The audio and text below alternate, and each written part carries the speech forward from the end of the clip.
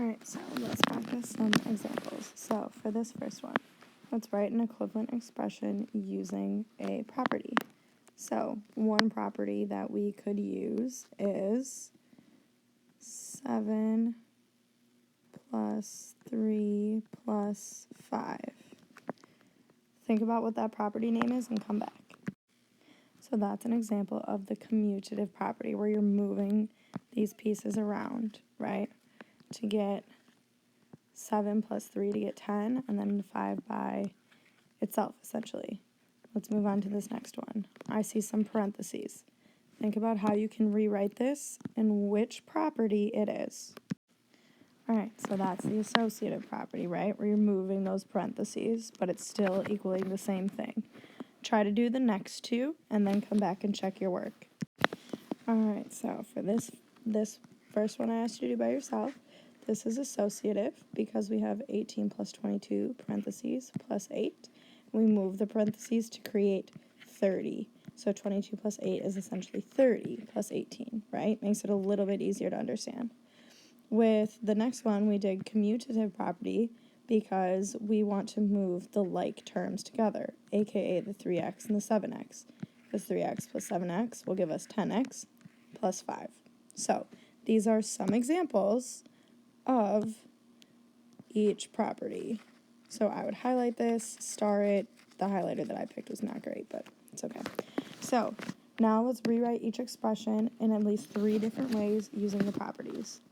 So first I'm going to start by using the associative property. So that's when I'm moving those parentheses.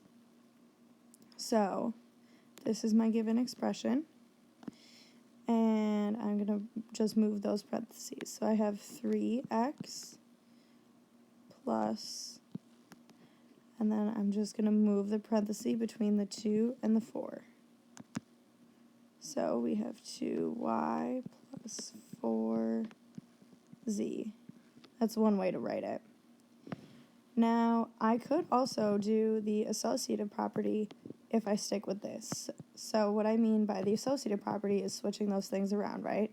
So I can keep the 3x, and then I'm going to switch around what's inside the parentheses. What's inside the parentheses has to stay unless you move the parentheses. So instead of writing 2y plus 4z, I'm going to write 4z plus 2y.